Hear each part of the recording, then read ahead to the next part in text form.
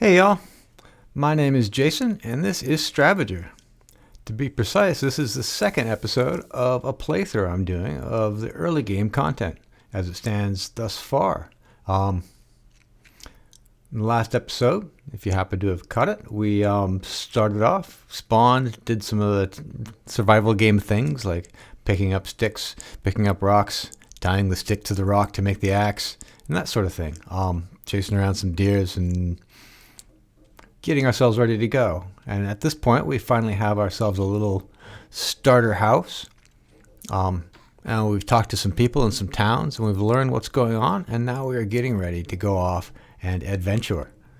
In fact, that's what I'm up to right now. If you look at what my dude's doing, he's chasing a bunch of deer around and fighting. So if this is your first time having a look at this game, it's, as you can tell, a two-dimensional, old-school retro look, a lot like the old Ultima games in visuals, but plays a lot more like a modern survival game. You drive around with the WASD keys, you shift to sprint, that sort of thing. Click on stuff to kill it, as though you were playing Diablo, if you feel like it. Or use keyboard commands, however you like. This thing I'm walking over here is a handmade structure, but it drops into the procedurally generated world that we live in. It's a big, giant, ridiculously big world with random-looking terrain. But we have structures that can drop on when the conditions are met. And this particular structure noticed that there was land to the left and land to the right of a good spot to put it, and so it dropped itself there. So now we have a bridge across the water, which is pretty cool because you don't get these very often. So people have asked me why I went with procedural generation of the map instead of just hand drawing a big giant map of myself, or even just a smaller map than this is, to save myself some work. And the reason is mostly for replayability. I played some of the other modern survival games, such as Enshrouded is a good one that comes to mind. And it's got a really cool map that you can go around and do things on. Find places to make your house and good situations for enemy battles and things like that. But you cannot replay the game without noticing that the map's exactly the same. You know where that first bridge is going to be. You know where your first house is probably going to end up being. And it gets stale really quick. Other games like Conan Exiles, for instance. You play that game and you end up putting a new base in each biome because the map gets progressively more difficult the further away from spawn you get. And so you end up with no real reason to go back to the early areas. And one of the things I really liked about the Ultima games was that there was always a reason to explore the whole map. You were just running around the whole place all the time. You didn't just progress from A to B. It's not a linear storyline. It's an open world. And so what I want is an open world, but just more open world. And something that you can replay the game. I, from time to time, during testing, fire up new games. And it's always just fun. Games like Valheim, the early game, is the most fun part. And it wouldn't be anywhere near as fun if you had the same map and you couldn't go exploring. You couldn't go see what's around the next corner. So in my procedural generation here, I've tried to make it so that the map looks interesting and has enough nooks and crannies and things out in the world that you'll be inspired to go out and have a look around. You'll be inspired to explore it and see what there is. And I made sure to have pre-made things like that bridge you saw a minute ago and lots of other little structures, like, well, here's one coming up right now, that just drop in there and just kind of add a little bit of spice, a little bit of flavor to it, that there's something interesting to see. You go up into the mountains and you'll see alpine lakes, and they're just sort of a pretty little spot to be and look around. They don't really add anything to the game. There's no reason to be at that particular clump of trees right there that we just passed, but it's kind of nice it's there. And I think that I addressed another reason why we have this big procedural map in the last episode, and that is that The one big departure from the Ultima games that I'm doing is that I'm keeping the entire map on the same scale, so that when you walk into a town, you literally walk into the town from the side. You don't walk up to a little icon of a town, hit the enter button, and suddenly you're zoomed in to this different planes, different zoom level to go see what's going on in the town. So they need to blend seamlessly into the map, which means the map has to be big enough to accommodate them. I don't like games like even some of the later Ultimas, like Ultima 7 and 8, where you go from town to town, but the towns are only like 50 yards apart in the actual map because they're so big, and the overworld is just not big enough to fit them all in. So we have an overworld here that is big enough to fit as much stuff as we could possibly want into it. What is it? It's 100 by 100 chunks of 64 by 64 tiles. So 6400 by 6400 squares, and it has as many up and down levels as you want too. So there's lots and lots of room to fit as much stuff as we want into this world. We can fit 25 towns in here, and you would most likely not find some of them if you spent your whole week looking around to find them. Well, that's pretty cool. All right. One thing you may have noticed is that it's nighttime. Did we have a night in the first playthrough? I can't even remember. This is one of the fun little features that I kind of like. I kind of dig that it works this way. That we were able to figure out where the light sources are and use them to illuminate things. Oh, there's us having a sleep, and you notice that it quickly changed from day to night. One interesting thing about sleeping is that you notice that it just sort of gradually but quickly changed from day to night, or night to day, I guess. But the way it does it isn't by just jumping you forward in time. It actually just speeds up the gameplay. Things move faster, and the game ticks along faster. But when I first implemented it, I did that in a very simple, naive way. I just literally sped the game up. But what I found is that if there was a baddie running around outside your door, like a little Skritz, he would suddenly go into turbo mode. And he would come flying in from across the map at 20 times his normal speed, which is how fast night goes, and just instantly kill you in your bed. Hit you as many times as it needed to kill you. And then you would, in turbo mode still, respawn and get killed by him again. And you would get killed 150 times before it finally got done being nighttime and it turned into day. I don't know. I really enjoy finding silly little stupid bugs like that because they always announce themselves in a very kind of hilarious way. That's a good example. Because I had at that point turned sound effects on, and so it was not only weird, but it was loud. This giant, the hit and die sound effect happened 150 times in a row, all within a second of a joke. All right, what are we up to here anyway? I guess we're just making our way back towards that first town that we saw. So have a quick look at the grass in this game. The little green dots on the ground. They probably look an awful lot like the green dots on the ground that you got in Ultima 3 and Ultima 4. And in fact, early on, I was actually lifting a bunch of the tiles from those games to make this. But now, these are an entirely different set of entirely differently green dots. I ended up redrawing all the tiles for everything in the game from scratch. Originally, I was hoping to keep some of the placeholders for a little bit longer, but it turned out that I needed to draw a bunch of other stuff, like these trees and the little rocks and twigs and things.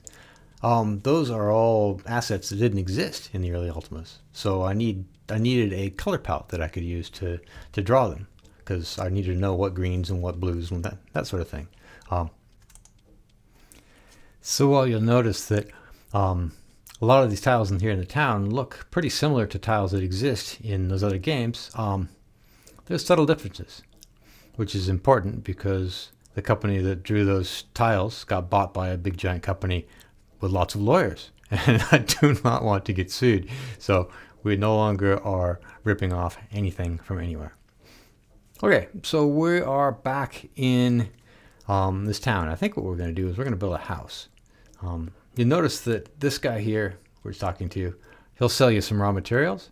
So later in the game, when you're building and you need a ton of stone and a ton of wood, or a ton of leather in this case, You don't have to spend all day long every day chopping down entire forests full of trees to get materials. By then you should have some gold lying around, and you can use that gold to just buy a bunch of stacks of wood, cart it off home to wherever you're going to build your house. So what we want is a location to build ourselves a little base that's sort of centrally located to some of the things we have to do. There was a quest of some description that we have to do up here in this direction where I'm heading. But that town that we just left, it has a portal. And right now we don't own a portal, and we don't have any way of making one or lighting one. So we want to be near town, and maybe that town will be a good one to be near. We also want to be accessible to other things like spawn and maybe some water. But at the moment, that's less important than just being able to be near a portal. Let's be able to maybe hopefully soon we will find a mine that we can go digging in, because that will be something that we have to do before too long. So we want to be near the mountains. Maybe we'll have a quick excursion into these mountains that are going to be up and to the left before too long. But before we do any of that, how about we check out another aspect of this game that we haven't shown before? I bet you didn't know that you can tame animals. Or maybe if you've been following the blog, you do. But yeah, we can take that there zebu that we see floating around down there, and we can make him our zebu. So I'm going to build him a little pen here. And hopefully we can get him to chase me into the pen. And then we will drop some food and trap him in there, and then we'll run off so that his aggro goes away, and so he calms down. He should then eat the food, and then if we let him get used to us for a while, he'll tame up. And since we're probably going to be building a house not too far from here, this seems like a good first step. So we'll have him sitting in this cage, calming down, eating some apples or mushrooms or whatever, and getting tame while we build. We'll see how well this goes. I'm pretty sure we're just going to get killed. Yeah, I guess step one is don't invite the scrits into the pen with the bull. That just seems like a recipe for having a bad time. All right, come here. Here you go. Ah, all right. So we're learning a valuable lesson about this game, that things are really good at pathfinding to you. And so as soon as we close off this door so this bull can't get in, he's just gonna run around and chase us. I don't think this is gonna work. But we'll hang out and we'll see what happens. If we're quick enough, maybe will it work? No, of course it's not gonna work. My guy's just gonna die.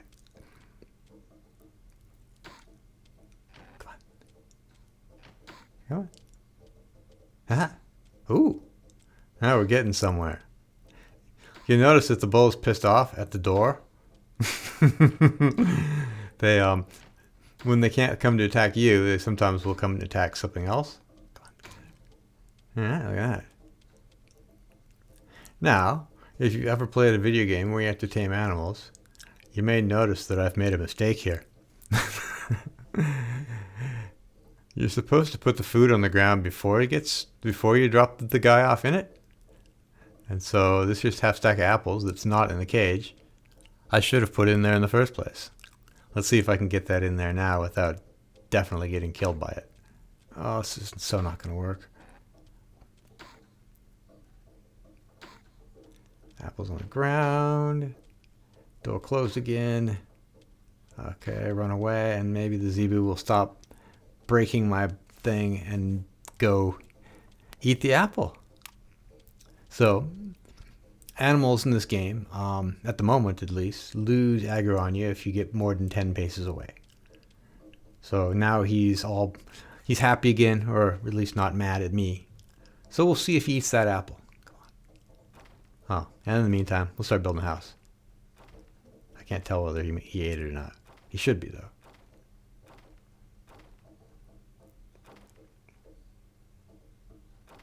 Oh, there he goes. I think he's eating the apple.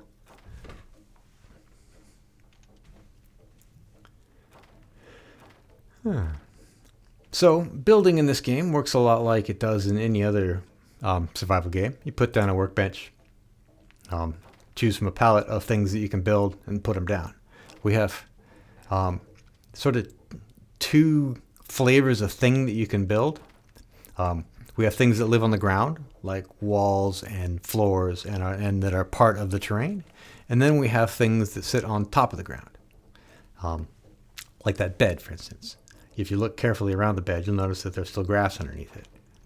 And the fire sits on the ground. And the cooking rack is on the fire. It's also just a thing that sits on the ground. There you go. You can see some of the grass behind the door and behind the bed. So one thing that I'm not sure that I have perfectly balanced yet in this game is the amount of building materials that it takes to build a house. Like, you may have noticed that I had 2.5, maybe 3 stacks of wood in my inventory before I started building this house. And now I've built the world's smallest shack that doesn't even have a floor. And I'm completely out of wood again. I have to go lumberjacking.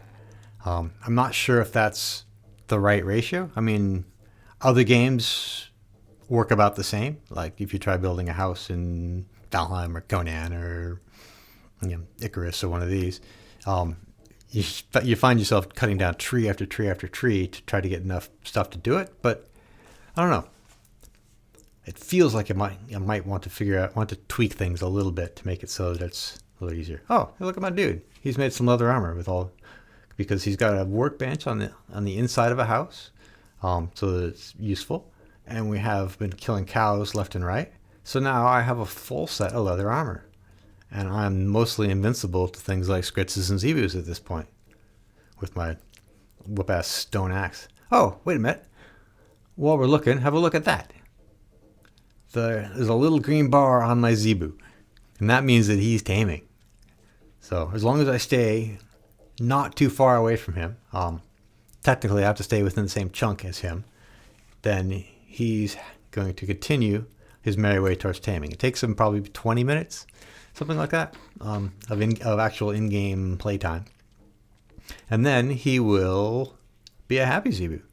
And then once he's tame, you can put him in the same cage with another tame Zebu, and they will, as long as they're fed, they will start making little baby Zebus.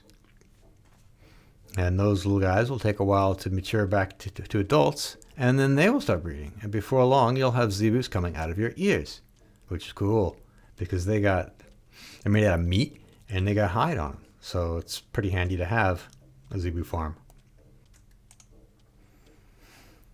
So back to the build cost balance thing that I was talking about earlier. I kind of want to strike a balance between how much grind is required in the game versus how fast you can progress. I want the game to stay fun the entire time you're doing it. I never want you to feel like you just have to go out and mine infinite number of trees and kill infinite number of pigs and that sort of thing. I would much rather that you played the game and explored, and during the course of enjoying yourself playing the game, you ended up doing enough things and picking up enough things to be able to do everything you need to do. Your guy should level up at a rate that he's pretty close to max level in the things that he needs by the time that he hits the end of the game, so that you don't ever feel like you have to sit there hitting a training dummy or something like that. Ooh, look, my guy has learned. I put the food down before I even went looking for the Zebu. All right, that's good. Well done, dude. So it's going to take a bit of playing and testing to end up getting some of this stuff right. I think early on, I had the animal breeding turned up too fast, and I ended up with entire cages full of Zebus and things just instantly. After 5 minutes after the first one was tamed, I had too many of them to do anything with. Crops as well. There's farming in this game, by the way, because all games have farming these days.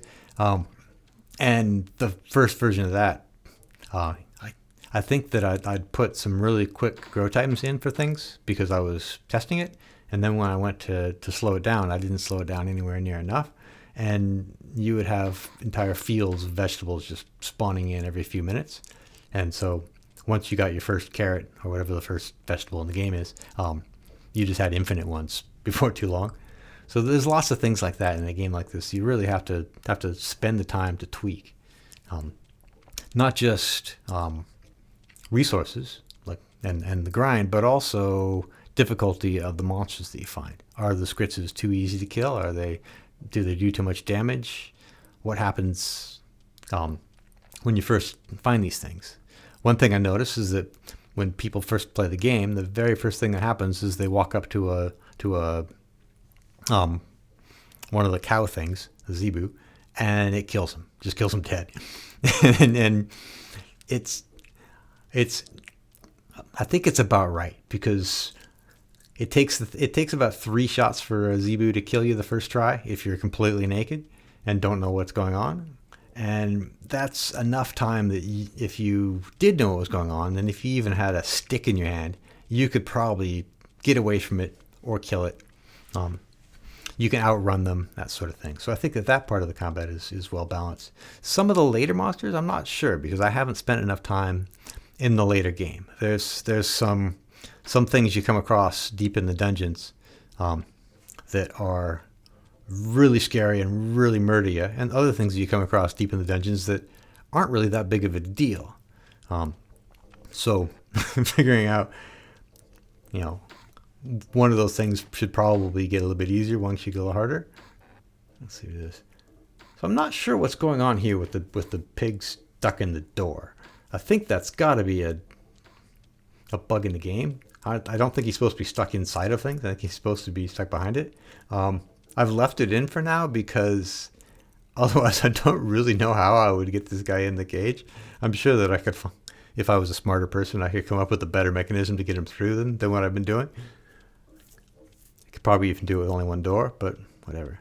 So I went ahead and I put this guy in a whole different pen because I don't want to have to try to figure out how to get a new one into that first pen without having the first one just get out and run around, and then having a half-tame cow thing just running around my farm trying to kill me, or even worse, getting tamed and then trotting off in search of scritzes and other things to kill.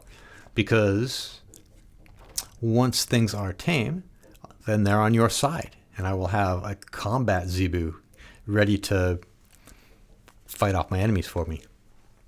Don't know if that's necessarily a good idea.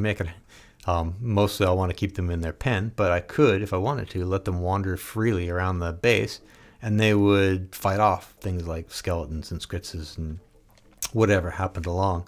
I don't think they fight other zebus, other non-tamed zebus, because that just gets messy and it makes it so that you can't tame more than one of them in a pen at a time. The first one that gets tamed instantly gets into a fight with everybody else in the pen, and your half-tame ones all get killed. And that's no fun.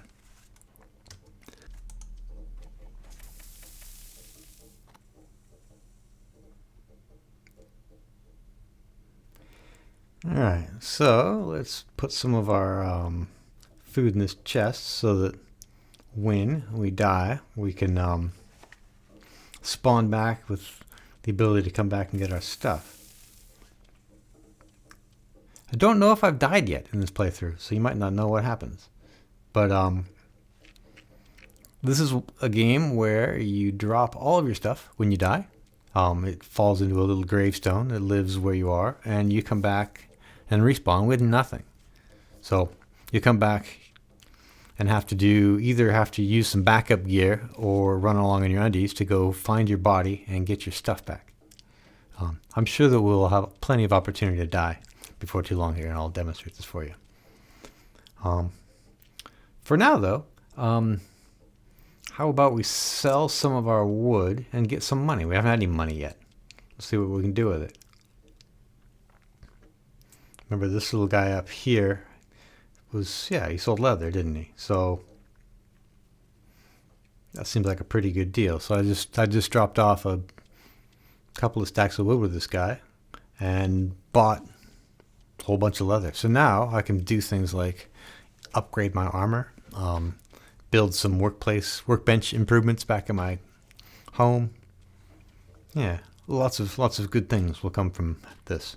Leather is actually pretty hard to come by early on in the game because you have to fight all these things, and they can be pretty thin on the ground. When you don't want any of them, you'll keep stumbling across them and they'll chase you around and kill you. But when you're actually looking for them, boy, they're hard to find. So yeah, better to, if you got the money, you just buy some leather from the guy. Simple. Have you noticed that you can't see through trees? I don't know if we talked about this, but the way that we mask off bits of the map that you can't see, bits of the viewport that you can't see. And dense forests and mountains and walls do even a better job of stopping you from seeing through them. But I've kind of modified that mechanic from some of the earlier, old school games like the Ultimas that were based on here. Those games all used to just black out the screen behind stuff. And sure, when we're coming up on a new area or looking at a mountain, we don't know what's behind it. Black's a good color to put there. But our guy is already seen behind this house, so there's no particular reason why we shouldn't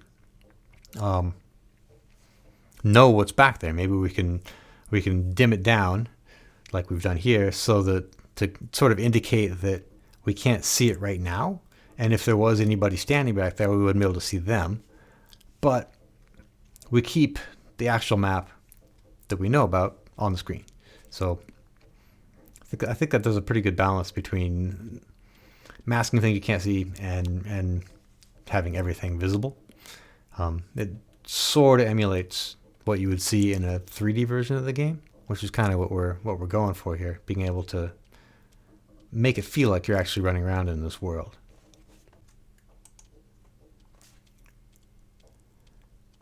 So I think if you were paying attention, you'll have noticed that I used some of that leather that we just bought to upgrade my armor. And now I'm going to use a little bit to build myself a shield. Shields are a difficult thing to put into a game like this, because in the old school games that we started off with, a shield just added to your armor. Whereas in a new game, modern game, you have to do things like timing your blocks and things like that. You have to put the shield up to stop things from happening to you. And it feels like in a game like this that looks old that you ought to use the old way of doing things. So all I will have done by putting that shield on is add to my armor level. But as it turns out, that's not how it works. You can block. There's a block button. Oh, look. Wait a second. Before we do this, he's been tamed. Notice how we're not dying when we talk to him. Sweet. All right. So anyway, if I come across somebody while I'm holding this shield, it doesn't do me any good unless I use it. So right click on the mouse will block exactly as it would in every other game that you play, but you don't think about it that way. And if you time your block just right, you will parry somebody, which is also a little bit unexpected for a game like that, but it sort of makes sense.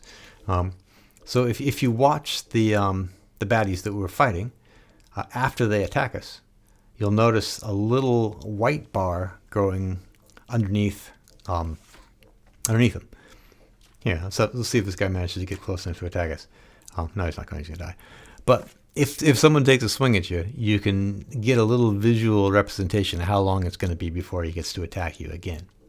So if you time that right, you can then throw your shield up just at the right moment and parry him. So it looks like we're far enough away from spawn now that we can start seeing some new things we haven't seen before. We got some skeletons out here, which is scary, and we're picking up some new plants. You'll notice that there's some corpses on the ground here. We saw some dead cows a minute ago, and now there's some sinew from a dead Skritz here. And that's because the different factions in this game fight each other. So those skeletons are of the undead faction, and the cows and Skritzes that we've been talking to before, they're all in the forest faction. And those two things don't get along. So when they meet each other, such as up here in the mountains, they fight. And because skeletons are much more powerful, they tend to win. So we're going to wander our way through here, fighting off these new baddies that we've just come across with our extra murderous bow and our super invincible leather armor that actually probably won't keep us alive if we come across enough of these things. And we're going to go see if we can find this boss. There was a Skritz lair, do you remember, that somebody told us about. And it's marked on our map, and we're coming up on it. We're coming up on it at night, which scares me. Well, listen, there's a bunch of Skritzes. It must mean it's close.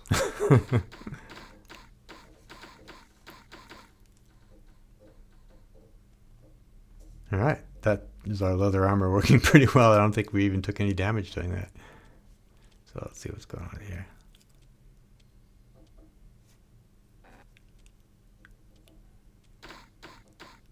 Oh, got some Skritzes. And then what's going to happen next?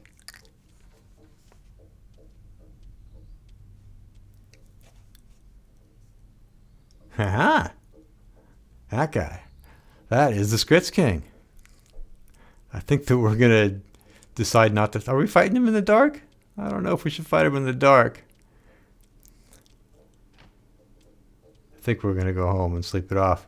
We'll come back in the morning.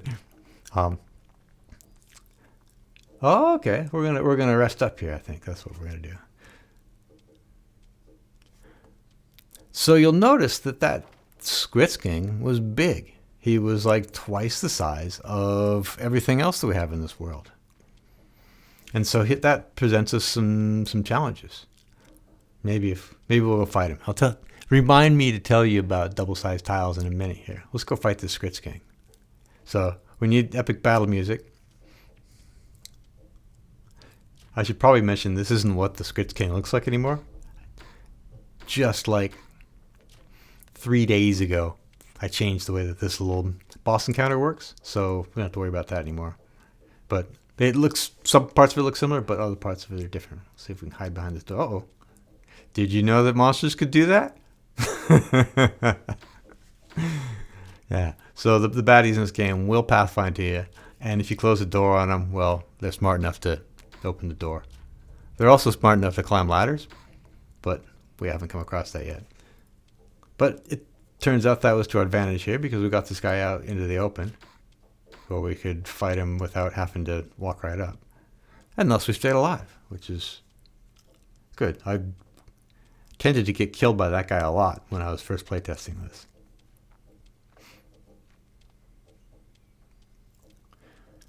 And if you're quick on the draw, you might have noticed that he dropped something. An important crafting material. There we go. No, he didn't drop a really bag yet. He dropped a Skritz horn, which we can then use to build stuff with. I think it probably even gave us a little message in the console telling us what we could build with it. But anyway, we were talking about double-sized tiles, weren't we? So I agonized on how to build this for a while. Do I just have it be that they're 4 tiles and that they all move together in a group? How do we deal with this?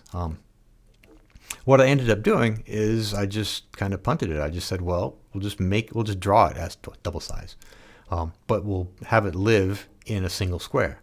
So that guy, if you'd have been paying attention, you'll notice that he is just a little bit offset. He's half a tile offset to the left and half a tile offset up, so that he's centered on a tile, but he overhangs. His feet and his hands hang off a little bit into the next tile over. And so if you walked up to him, you could kind of step on his toes, but none of that really matters. When he's chasing you around, you don't notice that he's not quite the right size for his tile, and frankly, it's okay that he is. You know, we have the whole game built on a grid, but there's no particular reason to keep it there all the time. So, yeah, so we can have things that are double sized, and at some point we might even have triple or quadruple sized things, as the case warrants. But yeah, so we have this here piece of Skritz horn, which means that we should be able to make a pickaxe. Well, we'd be able to make a pickaxe if we had any wood, which we do. Cool.